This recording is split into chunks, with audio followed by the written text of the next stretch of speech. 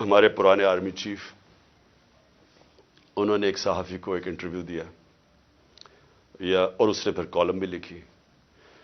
اس میں اس نے 2-3 چیزیں ایسے کہیں تو میں صرف ان کے اوپر بات کرنا چاہتا ہوں کہ اگر ہمارے ملک نے اب اس دلدل سے نکلنا ہے تو پاکستان کو ایسے ہمیں چلانا پڑے گا جو اب تک ہم نہیں چلا پا رہے. اور اس کے لیے سب سے پہلی چیز ہوگی رول آف لا. جب تک ہم سب کو قانون کے نیچے نہیں رکھتے، جب تک آئین کے دائرے میں رہ کے ادارے اور لوگ کام نہیں کرتے، اس سے اب ہم نہیں نکل سکتے. میں پھر سے کہہ رہا ہوں، ایک ہے نعمتوں کا راستہ، وہ بالکل مختلف ہے. ایک ہے تباہی کا راستہ، اس طرف ہم نکلے ہوئے ہیں. تو یہ جو آرمی چیف نے، ایکس آرمی چیف نے باتیں کی، سب سے پہلے تو مجھے حیرت ہوئی کہ اس نے کہا جی عمران خان ملک کو تباہی کی طرف لے کے جا رہا تھا. میں نے عمران خان سے ملک کو بچانا تھا تو تسلیم کر لیا کہ اس نے فیصلہ کیا تھا گورنمنٹ گرانے کا، جو میں اور ساری قوم کو ویسے ہی پتہ ہے. لوگوں کو تو اب سوشل میڈیا کا زمانہ ہے. وہ آخری رات جس دن میں نے کہا تھا کہ کوئی رہ تو نہیں گیا، تو اس دن رات کو تو سب قوم کو پتہ چل گیا تھا کہ کون تھا پیچھے اس کے. وہ ارشد شریف شہید نے بڑی زبردست بات کی، وہ کون تھا تو سب کو پتا تھا وہ کون تھا. لیکن یہ نہیں میں سوچ رہا تھا کہ وہ تسلیم ہی کر جائے گا کہ وہ میں تھا. اور اس نے کہا کہ بڑے برے حالات تھے پاکستان کے اور تباہی کی طرف جا رہا تھا.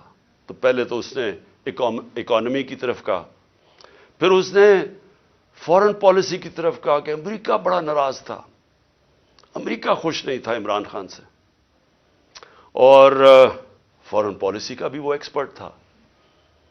پھر اس نے سیاست کی بھی کوئی باتیں کی، بڑا لمبی بات چیت کی. پھر وہ شوکت ترین کے اوپر کہہ دیا کہ اس نے اکانومی تباہ کر دی. تو اکانومی کا بھی ایکسپرٹ، پالیٹکس کا بھی ایکسپرٹ، فورن پالیسی کا بھی ایکسپرٹ وہ. دیکھیں یہ آگے جو میں اب ملک کو آگے کا سوچ رہا ہوں نا کہ ملک آگے کیسے بڑھے گا. دیکھیں یہ ایک آدمی کے پاس جب اتنی زیادہ پاور آ جاتی ہے، جو پاور اس جنرل باجوہ کے پاس تھی کہ سپر کنگ تھا، سب کے اوپر بیٹھا ہوا تھا، سارے فیصلے اس کے. گورنمنٹ تب تک ٹھیک، یعنی گورنمنٹ کے کام تب تک ہوتے تھے جب تک جنرل باجوہ فیصلہ کرے کہ ہاں یہ ٹھیک ہے. لیکن اگر میں عمران خان کہہ رہے کہ اس ملک میں احتساب ہونا چاہیے، جو 30 سال سے ملک کو چوری کر رہے تھے، جن کے پرانے کیسز بنے ہوئے ہیں، سوائے شہباز شریف کے 2 TT کیس اور وہ جو اس کا FIA میں مقصود چپڑاسی والا کیس تھا 16 ارب کا، اور TT کا 8 ارب، جو اوپن اینڈ شٹ کیسز تھے، ان کے علاوہ تو سارے پرانے کیسز تھے. کر لیا کہ احتساب نہیں ہوگا، تو احتساب نہیں ہو سکتا، کیونکہ اس نے اس میں تسلیم بھی کر دیا کہ نیب کو بھی وہ کنٹرول کرتے تھے. سو نیب بھی ان کے ہاتھ میں تھی، تو اکاؤنٹیبلٹی اگر وہ نہیں فیصلہ کرتے تو نہیں ہو سکتی، کیونکہ سپر کنگ ہے وہاں بیٹھے ہوئے.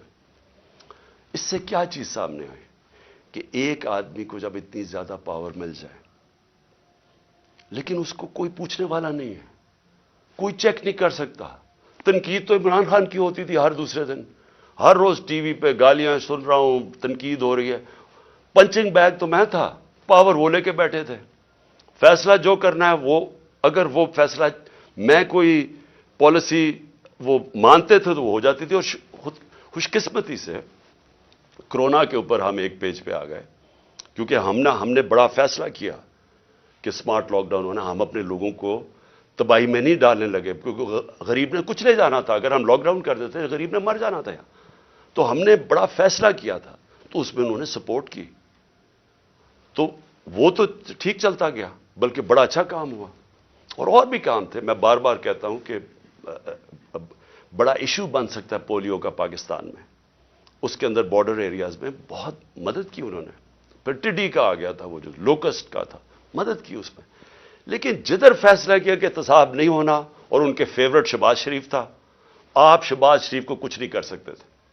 اس کا جج کبھی آ جاتا تھا، ہم بھی حیران کہ کبھی آج جج بینچ ٹوٹ گیا تو پتہ ہی کچھ ہو گیا ہے، پھر شہباز کی کمر ٹھیک نہیں ہے.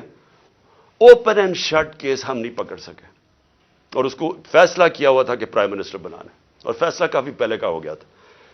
کہنے کا میرا مقصد یہ ہے کہ آج جدھر پاکستان کھڑا ہے، ذمہ دار تو وہ آدمی ہے جس نے یہ فیصلہ کیا کہ اب گورنمنٹ گرانی ہے، کہ عمران بڑا خطرناک ہے، لیکن قوم آج سارا اس فیصلے کی، قوم جو تباہی ہوئی ہے ملک کے اندر، اب قوم اس کا بوجھ برداشت کر سکتی ہے، تو کوئی پوچھنے والا نہیں ہے، کوئی انکوائری نہیں ہوگی کہ اس نے کس طرح فیصلہ کیا۔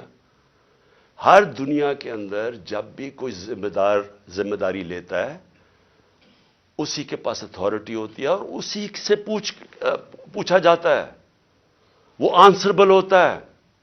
لیکن یہ آدمی آنسربل ہی نہیں کسی کا، جو مرضی فیصلہ ٹھیک ہو گیا تو کریڈٹ لے لیا، میں نے یہ کر دیا، جب غلط ہوا تو ذمہ دار عمران خان تھا۔ اور آج کون ذمہ دار ہے؟ میرا سوال یہ ہے کہ چلتی ہوئی اکانومی کو جو آج اس نے یہاں پہنچایا ہے، اس کا کون ذمہ دار ہے؟ یہ کہتے ہیں نا جی کہ بڑے برے حالات تھے۔ میں آپ کو آئی ایم ایف فروری 2022 میں، آج سے 1 سال پہلے، پاکستان کی اکانومی کے اوپر وہ کامنٹ کرتے ہیں، سمری بناتے ہیں، ایگزیکٹو سمری۔ وہ کیا کہتا ہے؟ 4 چیزیں کہتا ہے پاکستان کی۔ 1 سال پہلے، ہماری حکومت گرانے سے 1.5 مہینہ پہلے، وہ کہتا ہے کہ پاکستان کی اکانومی واز گروئنگ فاسٹ، تیزی سے ہماری دولت میں اضافہ ہو رہا تھا، سسٹینیبل، کہ یہ سسٹین کر سکتی تھی، یعنی یہ ایک ون آف نہیں ہے، یہ کوئی تکا نہیں لگا، یہ سسٹین کرنی تھی، یعنی اسی طرح چلتے رہنا تھا۔ اور اس میں وہ کیا کہتا ہے، یہ بھی ذرا سنیں۔ وہ کہتا ہے کہ 7 سالوں کے اندر پاکستان کی جو مڈل کلاس میں اضافہ ہوگا، یعنی جو مڈل کلاس، جن کے حالات بہتر ہوں گے، وہ 6 کروڑ لوگ اوپر جائیں گے، مڈل کلاس بنیں گے پاکستان کی، آئی ایم ایف کہہ رہا ہے۔ پھر کہتا ہے انکلوسو۔ انکلوسو کا کیا مطلب ہے؟ کہ صرف امیر امیر نہیں ہو رہا، انہوں نے کہا کہ سارا آبادی اس کے اندر شامل تھی۔ غریبوں کے لیے ہیلتھ کارڈ، لانسٹ جو کہ دنیا کی لیڈنگ میڈیکل جرنل ہے، جو کہ ساری دنیا کے ٹاپ ڈاکٹرز وہ جرنل پڑھتے ہیں، جس کو لانسٹ کہتے ہیں، لانسٹ پاکستان کے ہیلتھ کارڈ کی تعریف کر رہا تھا۔ اور وہ تعریف اس لیے کر رہا تھا کہ پہلے تو یہ نچلے طبقے کو پہلی دفعہ ایک انشورنس ملی کہ غریب گھرانہ کسی بھی ہسپتال میں جا کے اپنا 10 لاکھ تک علاج کروا سکتا تھا۔ یہ انہوں نے لانسٹ لکھتا ہے کہ ہمارے سے بہت امیر ترین ملکوں کے پاس بھی یونیورسل ہیلتھ کوریج نہیں تھی جو پاکستان میں تھی۔ اور اس کا جو دوسرا کیا پہلو تھا کہ ہمارے جو پرائیویٹ سیکٹر ہے، جو دیہاتوں میں نہیں جاتا، جو ہمارے گورنمنٹ ہاسپٹلز ہیں، وہاں دیہاتوں میں ڈسٹرکٹ ہاسپٹلز خالی پڑے ہوتے ہیں، ڈاکٹرز نہیں جاتے، نرسز نہیں جاتے، وہاں سارے بیچارے ادھر سے اٹھ کے لوگ آ جاتے ہیں ڈویژنل ہیڈ کوارٹرز یا بڑے شہروں میں۔ تو پہلی دفعہ پرائیویٹ سیکٹر دیہاتوں میں جا رہا تھا، انہوں نے چھوٹے چھوٹے ہاسپٹلز بنانے شروع کر دیے ہیلتھ کارڈ کی وجہ سے۔ تو ایک ہیلتھ کوریج کا نیٹ ورک بن رہا تھا پاکستان میں، جو کہ انہوں نے آ کے ختم کیا۔ اور کیوں کیا؟ کیونکہ وہ مریم کی وہ آڈیو لیکس، اس میں وہ کہتی ہے کہ عمران خان کو فائدہ نہ ہو جائے، اپنے تو کھانسی بھی ہو اور وہ زکام بھی ہو تو باہر چلے جاتے ہیں سارا ٹبر علاج کروانے کے لیے، تھوڑی سی چیز ہو پتہ چلتا ہے جی اب پھر لندن پہنچ گئے علاج کروانے کے لیے۔ اور کوئی ایسا دو دنیا میں صرف ملک ہیں جو کہ مریم بی بی کا صرف علاج ہو سکتا تھا، وہاں اور کوئی دنیا میں ہو ہی نہیں سکتا تھا۔ لیکن عام آدمی کا کبھی سوچا کہ غریب گھرانے کے اندر جب ایک بیماری آ جاتی ہے تو پتہ ہے کہ ان کے اوپر کیا گزرتی ہے؟ سارا خاندان غربت کی لکیر کے نیچے چلا جاتا ہے۔ یہ ساری ریسرچ شو کرتی ہے کہ ایک بڑی بیماری وہ لوگ جو غربت کی لکیر سے اوپر ہوتے ہیں، ایک بیماری ان کو نیچے لے جاتی ہے غربت کی لکیر سے۔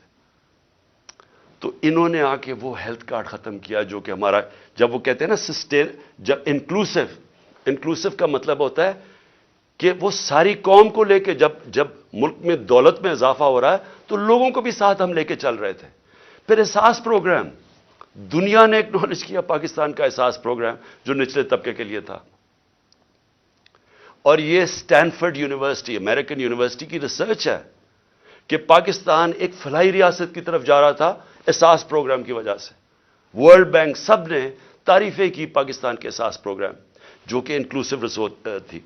تو یہ آئی ایم ایف کہہ رہا ہے کہ پہلے تیزی سے بڑھ رہی ہے، پھر سسٹینیبل ہے، یعنی یہ چلتی جائے گی. اور انہوں نے کہا کہ 6 کروڑ لوگ اس میں آ جائیں گے مڈل کلاس میں اوپر. پھر وہ کہتا ہے انکلوسیو ہے، کہ وہ صرف ہم نے امیروں کا نہیں سوچا، نیچے سے بھی اٹھا رہے ہیں، جس میں کامیاب پاکستان بھی تھا، کامیاب جوان تھا نوکریاں دینے کے لیے، اور جاب رچ کہ ہم روزگار پیدا کر رہے ہیں، یعنی ہم نوکریاں دے رہے تھے، امپلائمنٹ بڑھ رہی تھی پاکستان میں. فیصل آباد جیسی جگہ میں جدھر ہم جب 2018 میں آئے تھے تو لوگ اپنی